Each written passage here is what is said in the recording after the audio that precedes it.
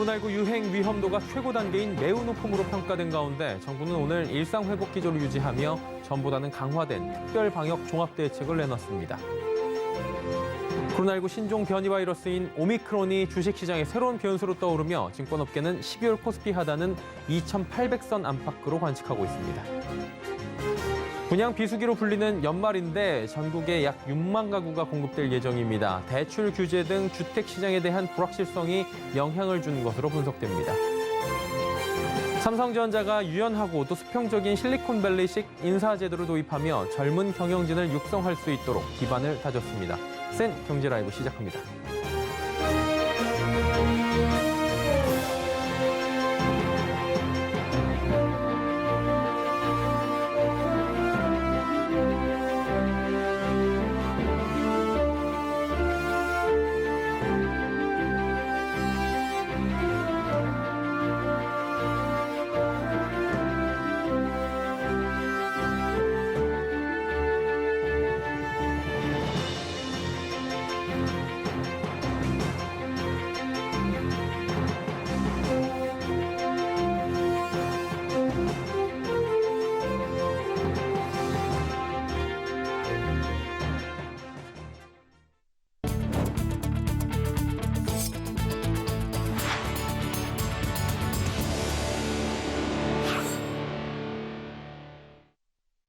시청자 여러분 안녕하십니까? 센 경제라이브 서정덕입니다. 월요일 기준 최다 확진자 수 집계가 나온 가운데 오늘 정부는 일상회복 2단계로의 진입을 유보하고 앞으로 4주간 특별 방역 대책을 시행한다고 밝혔습니다. 문재인 대통령은 오늘 열린 특별 방역 점검 회의에서 3차 접종은 추가 접종이 아닌 기본 접종이라며 3차 접종을 조기에 완료할 것을 강조했습니다. 아울러 12세부터 17세까지 접종이 부진하다며 학교로 찾아가 접종하는 등 10대 청소년 접종 속도를 높일 것을 당부했습니다.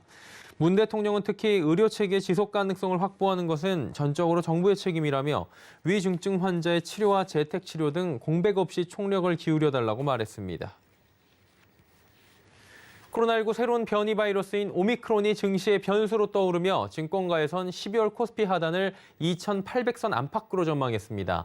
오늘 12월 코스피 예상 등락 범위로 신한금융투자증권은 2,750부터 3,000선을, 하나금융투자는 2,810부터 3,080선을 각각 지시했습니다.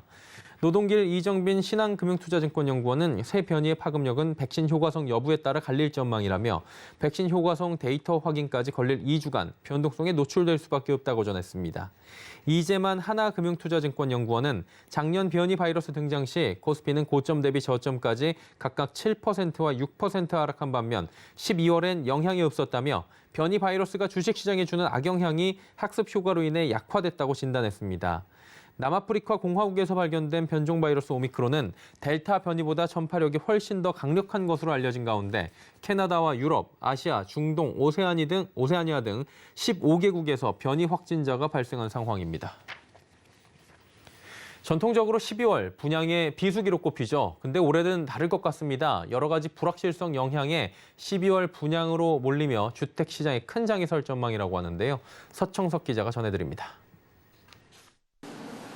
올해 마지막 달 전국에서 7만 1,400여 가구의 분양이 쏟아질 예정입니다.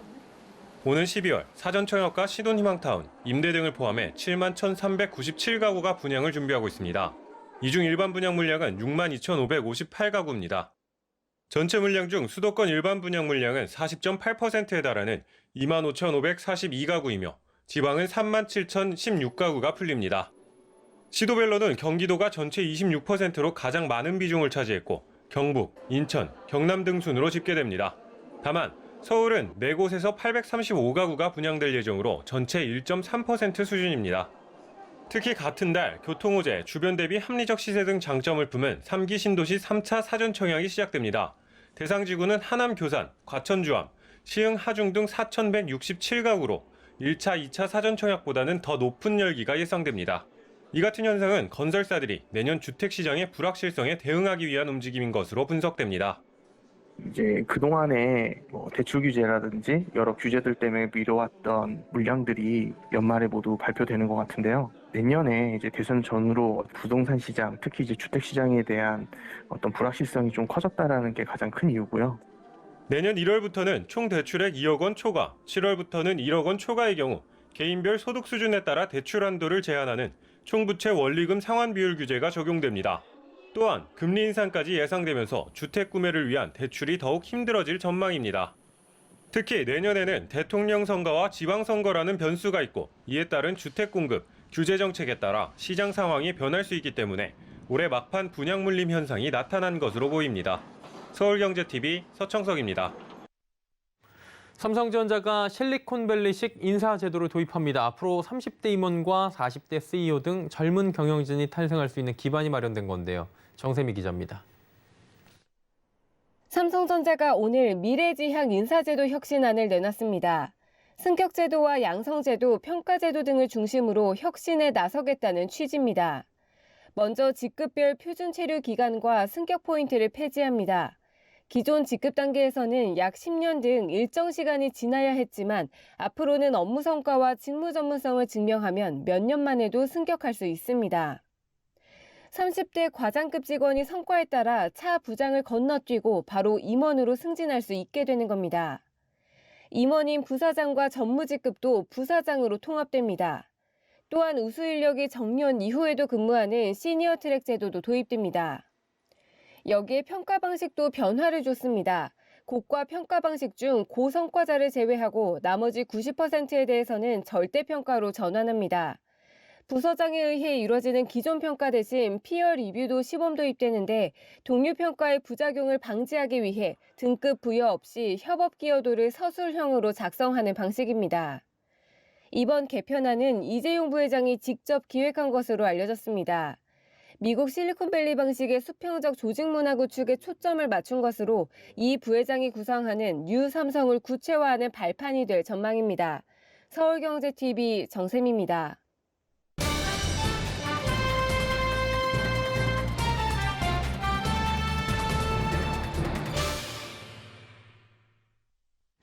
경기가 회복될 것이란 예상과 다르게 코로나19 확산세가 진정이 되지 않고 있습니다. 올 하반기 국내 증시는 지금 지지부진한 답답한 모습을 보여주고 있는 건데요. 대체 투자처로 많은 곳들이 부상을 했습니다. 이 중에서 상장지수 펀드, ETF 시장이 굉장히 주목받고 있고 성장세도 굉장히 가팔라지고 있다고 하는데 ETF 시장의 현황, 수익률 등 여러 가지 사항들 짚어보도록 하겠습니다. 증권부의 윤혜림 기자 함께합니다. 어서 오세요. 네, 안녕하세요. ETF 하는데 사실 뭐 요즘에 많이들 투자를 하시지만 정확한 개념을 좀 모르시는 분들도 계실 것 같아요. 설명 먼저 해주실까요? 네, 일단 상장지수 펀드란 인덱스 펀드를 거래소에 상장시켜 주식처럼 자유롭게 거래를 할 수 있는 상품입니다. 예를 들면 코스피나 코스닥 150, 뉴욕의 스탠더드 앤드 푸어스 500 등 상장된 지수의 특정 지수의 움직임에 따라서 수익률을 얻을 수 있다는 것이 특징입니다. 기준 가격이 하루에 한 번만 공표되는 일반적인 펀드와는 다르게 ETF는 실시간으로 가격이 반영돼 오차를 줄일 수 있으며 주식형 ETF는 거래세가 없어서 상대적으로 저렴한 비용으로 매매할 수 있다는 장점이 있습니다. 또한 지난해 9월부터는 주식형 액티브 ETF의 상장이 허용됐습니다. 앞서 말씀드린 패시브 ETF와는 달리 주식형 액티브 ETF는 운용사가 직접 종목을 선정하고 편입 비중을 조정하는 상품으로 투자처의 다양성이 더욱 넓어졌습니다. 예, 그러니까 굉장히 ETF 상품도 지금 다양화가 됐고 증권사들도 발빠르게 움직이고 있다라는 건데 증시는 지금 박스권을 벗어나질 못하고 있어요. 오히려 3천선도 회복을 못하고 있는 상황인데 그러다 보니까 ETF 시장이 더 커진 것 아니냐라는 얘기도 있는데 구체적으로 ETF 시장이 커진 이유는 어디 있습니까? 네, 사실 시청자 여러분들도 아시겠지만 가장 큰 이유는 지난해 코로나19 확산으로 초저금리, 시장 변동성이 확대되며 개인 투자자의 직접 투자가 급증했기 때문입니다. 예. 사실 간접 투자인 시장이 펀드 시장의 규모는 오히려 2020년 기준 전년보다 2조 원 가까이 하락했습니다만 장내 거래가 가능한 ETF 시장의 규모는 지난해 말 52조 원에서 올해 10월 말 68조 원까지 오히려 급등한 것으로 나타났습니다. 또한 올해는 시장을 대표하는 지수 대신 메타버스나 헬스케어, ESG 등 다양한 테마용 상품이 쏟아져 나오면서 상품군이 늘어난 것도 인기를 끈 요인 중 하나로 꼽힙니다. 이에 따라 지난해 ETF 자산 비중의 50%를 넘게 차지했던 시장 대표 지수의 상품 비중이 26.7%까지 하락하며 국내 주식형 상품 편중 현상이 완화된 것으로 나타났습니다. 한마디로 지금 대안 상품으로 나왔는데 그 대안 상품에서 굉장히 다양성이 보장되다 보니까 인기가 좋아졌다라고 정리가 될 것 같아요. 그리고 이제 주목을 받으니까 증권사에서도 당연히 이제 뭐 상품을 출시할 수밖에 없을 것 같은데 보니까 뭐 500개를 넘겼다고 하더라고요. 어떤 상품이 상장했는지 궁금한데 좀 짚어주시겠어요? 네, 올해에만 ETF 상품이 77종목이 상장됐습니다. 예. 현재 시장에는 총 526종목이 거래되고 있는데요. 올해 상장한 ETF에 기반이 된 기초지수를 제가 한번 살펴봤습니다. 전반적으로 시장을 대표하는 지수보단 업종을 추종하는 지수가 많이 상장한 것으로 나타났습니다. 탄소 효율 그린 뉴딜 지수, 5G, 전기수소차 등 다양한 분야의 지수가 사용됐으며 지난 7월엔 웹툰 드라마, 10월엔 메타버스, 11월엔 골프 관련 지수 등 MZ세대들의 수요를 충족할 만한 상품들이 대거 출시됐습니다. 반면 올해 상장 폐지된 종목은 총 19종목으로 코스피 200 선물지수, N 선물지수 등을 포함해 업종 섹터보단 시장 대표 지수를 추종하는 종목들이 많이 폐지된 것으로 나타났습니다. 예, 보니까 트렌드가 많이 변화가 된 부분이 지금 보여지고 있는데 수익률이 제일 중요하고 궁금하실 것 같아요. 올해 ETF 상품들의 수익률은 지금 어느 정도 됩니까? 네, 그래서 제가 올해 1월부터 11월까지의 ETF의 수익률을 한번 조사를 해봤습니다. 예. 가장 높은 수익률을 기록한 것은 베트남 호치민 거래소에서 발표하는 VN30 지수를 2배로 따르는 ETF로 85.85%의 수익률을 기록했습니다. 이외에도 수익률 상위 10종목엔 전기차, 2차 전지, 게임 테마 ETF가 이름을 올렸는데요.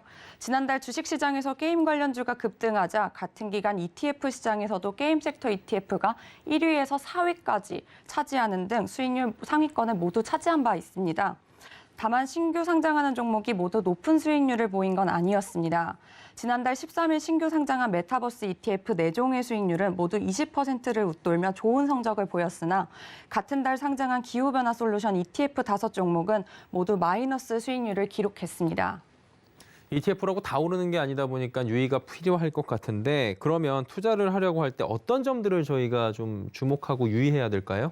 네, 그래서 제가 오늘 고경범 유한타증권 연구원님과 이야기를 한번 나눠봤습니다. 예. 고 연구원님은 투자자분들이 생각하시는 업종 분류와 실제로 ETF에 편입된 종목이 다를 수가 있다며 투자를 하고자 하는 ETF의 상품에 어떤 것이 편입돼 있는지 실제로 사이트나 이런 곳에 들어가서 확인을 한 후 투자를 하는 것을 추천하셨습니다. 또한 주식형 ETF는 거래세가 부담되지는 않지만 배당금 성격의 분배금이 있기 때문에 이를 취득 시 이자 소득이 과세되는 부분도 유의해야 한다고 밝혔습니다. 한편 ETF는 선물 가격에 연동이 되기 때문에 기초자산과 계리율이 쉽게 발생할 수 있다는 점도 염두에 둬야 한다고 조언하셨습니다. 예, 현물과 많이 다르다는 부분도 꼼꼼하게 챙겨보셔야 될 것 같습니다. 자, ETF 시장 확대에 대한 기대감도 높아지며 어떤 시장인지 궁금해하시는 분들 많으셨을 텐데요. ETF가 무엇인지 그리고 유의점들에 대해서 하나하나 짚어봤습니다. 증권부의 윤혜림 기자였습니다. 고맙습니다. 네, 감사합니다.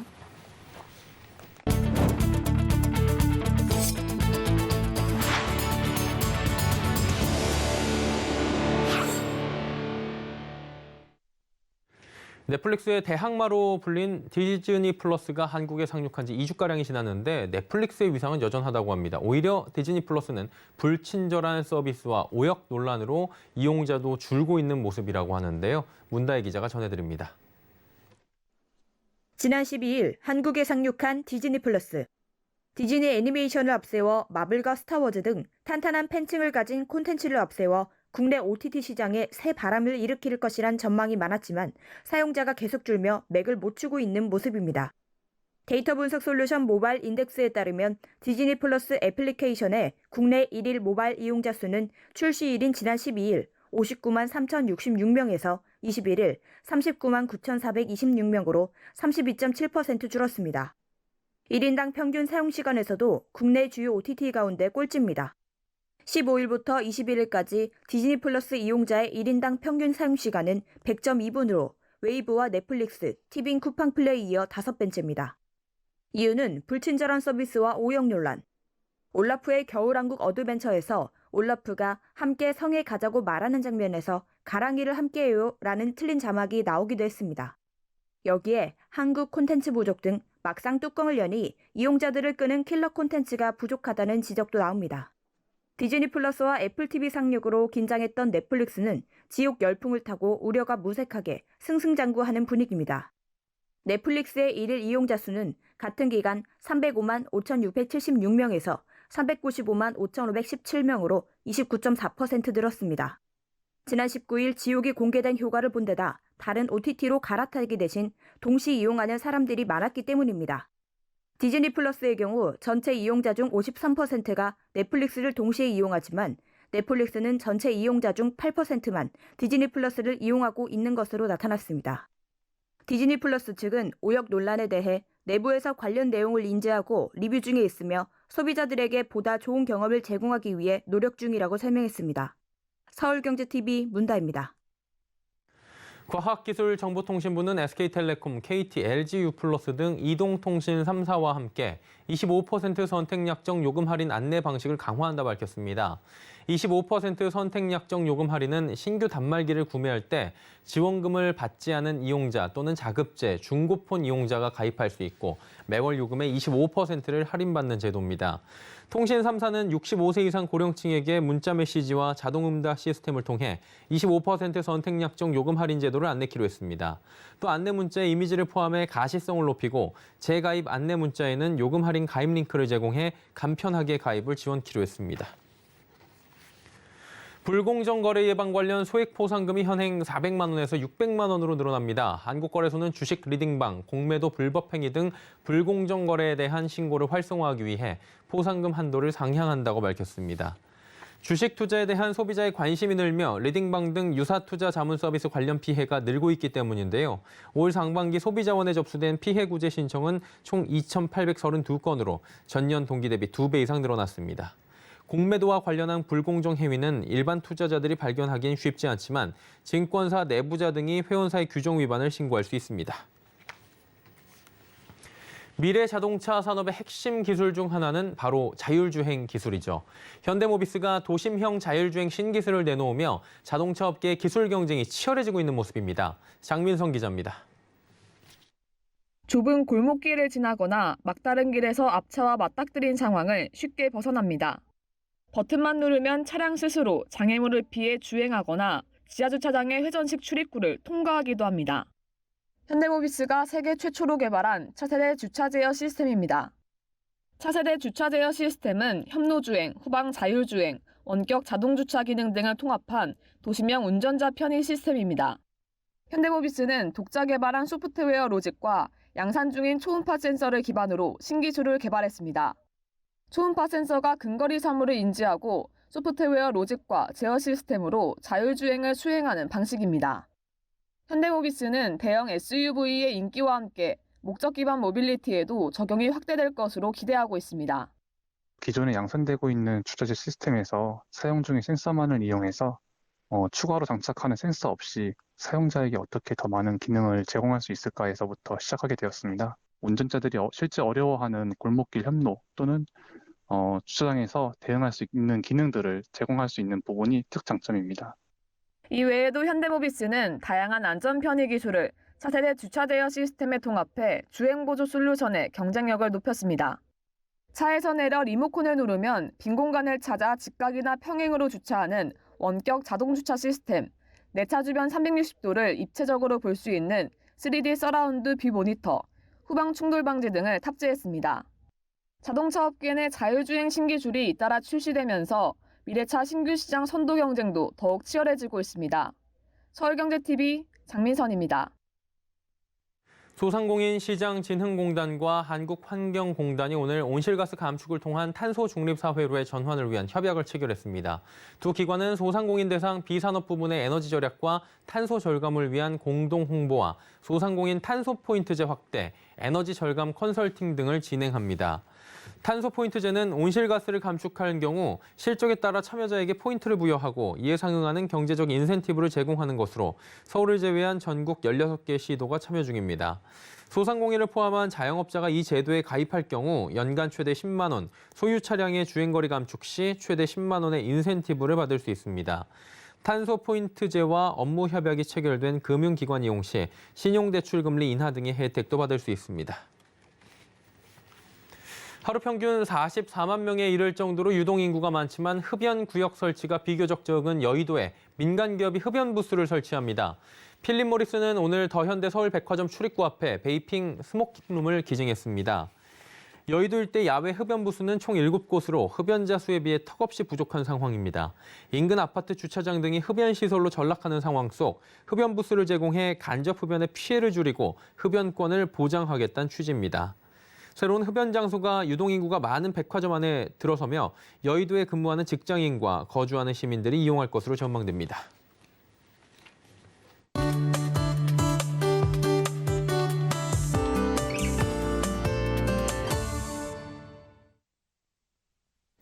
이달 초 영국 글래스고에서 제26차 유엔 기후 변화 협약 당사국 총회가 열렸습니다. 이번 총회가 열리기 전에 발표된 기후 변화에 관한 정부 간 패널 보고서에는 기후 변화가 너무 심각해지고 있다고 밝히며 지구가 합심해 최선의 노력을 한다고 해도 1.5도씨 상승을 막기엔 어렵다, 역부족이다 이런 전망을 내놓았다고 합니다. 또 이와 함께 글래스고 총회 직전에 세계적 의학 저널 랜싯도 기후 변화가 인류에 미친 영향을 충격적 숫자로 표현한 보고서를 냈다고 합니다. 자, 오늘은 이와 관련된 이야기 자세히 나눠보도록 할 거고요. K워드 반기성 센터장과 함께하도록 하겠습니다. 어서 오세요. 네, 안녕하세요. 예. 이번 유엔 기후 변화 협약 당사국 총회 이름도 굉장히 길고 어려운데 어떤 내용을 주로 논의했습니까? 먼저 이번에 이제 개최된 이제 유엔 기후 변화 협약 당사국 총회입니다. 예. 이거는 이제 영어로 줄이면 COP 26이 되는데. 여기 먼저 의의를 좀 제가 말씀을 드리겠습니다. 첫 번째 의의는 이번 유엔 기후변화 협약 당사국 총회가 파리 협정 세부 이행 규칙을 완성할 기회였고요. 이게 왜냐하면 현재 파리 협정의 구체적인 실현 방안이라든가 대안에 대한 완벽한 규칙 또 로드맵이 완성되지 못한 상태였고요. 이에 대한 보완이 빠르게 이루어져야 한다는 입장이 상당히 많았습니다. 당사국들의 몇 년의 협상 끝에 2018년 제24차 당사국 총회에서 파리 협정의 이행에 필요한 규칙 대부분을 마련하긴 했어요. 그러나 이제 국제 탄소 시장 관련 지침은 국가 간 온실가스 감축 이전 실적에 대한 조정, 또 교토 메커니즘의 전환 등을 둘러싼 당사국 간 이견으로 인해서 합의에 이르지 못한 상태였죠. 따라서 이번 기회를 통해서 파리 협정의 세부 이행 규칙을 완성하기 위한 그런 회의였는데요. 각국이 탄소 저감 약속을 내놓고 저개발국에 대한 기후 적응 비용을 지원하고 그리고 석탄 발전 중단에 대한 합의가 전제되었었죠. 예. 그렇다면 이제 세계적인 의학 저널이라고 불리는 랜싯의 이 총회를 앞두고 발표한 내용이 있다고 하는데 어떤 내용입니까? 일단 이번에 이제 글래스고 그 회의를 갖다 앞두고 예. 의학 전문 저널지죠. 세계적인 아주 대단한 그런 퀄리티를 갖고 있는 곳인데 이곳에서 기후변화가 경제와 인류의 건강에 미치는 10가지 영향을 발표를 했습니다. 근데 그걸 보면서 정말 가슴이 철렁거립니다. 예.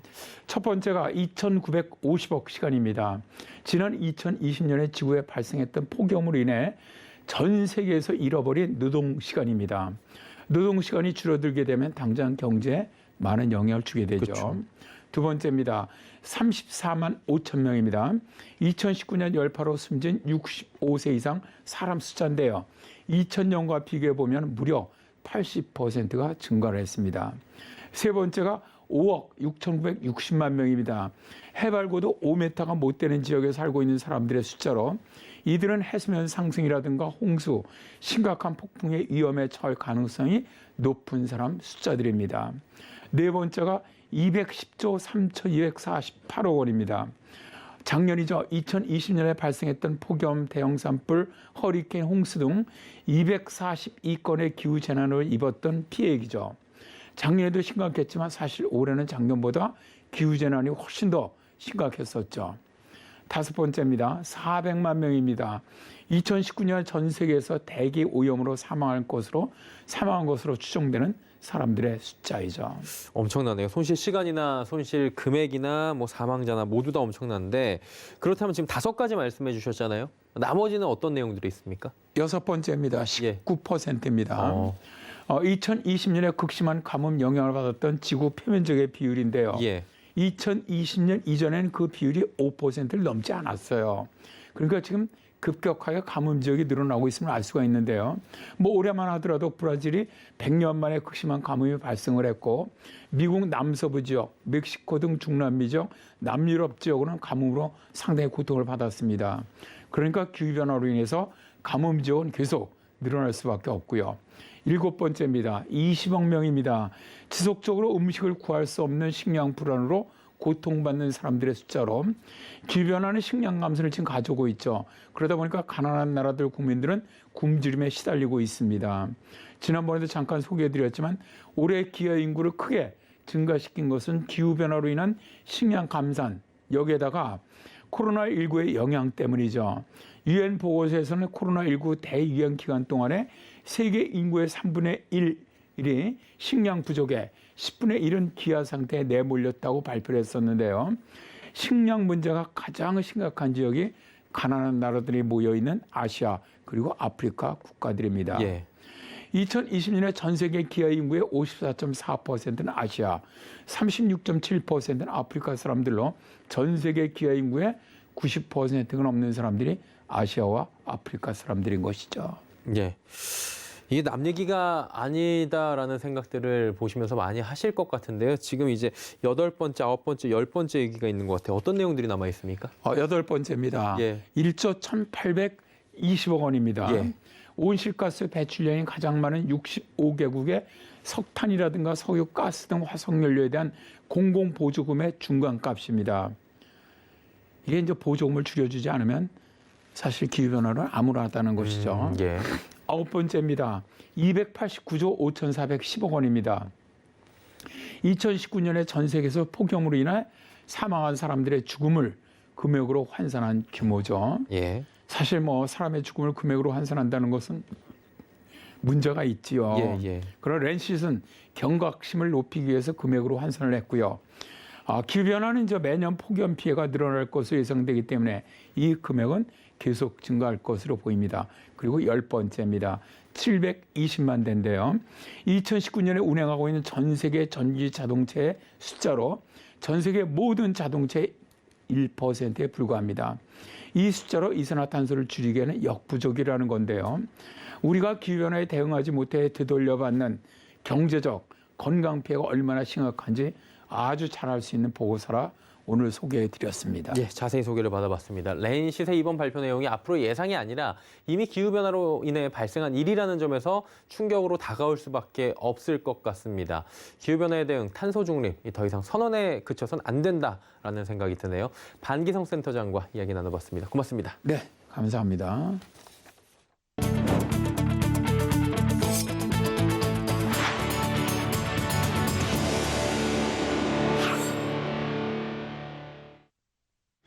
수엔 경제 라이브 저희가 준비한 소식은 여기까지입니다. 편안한 저녁 시간 보내시길 바랍니다. 고맙습니다.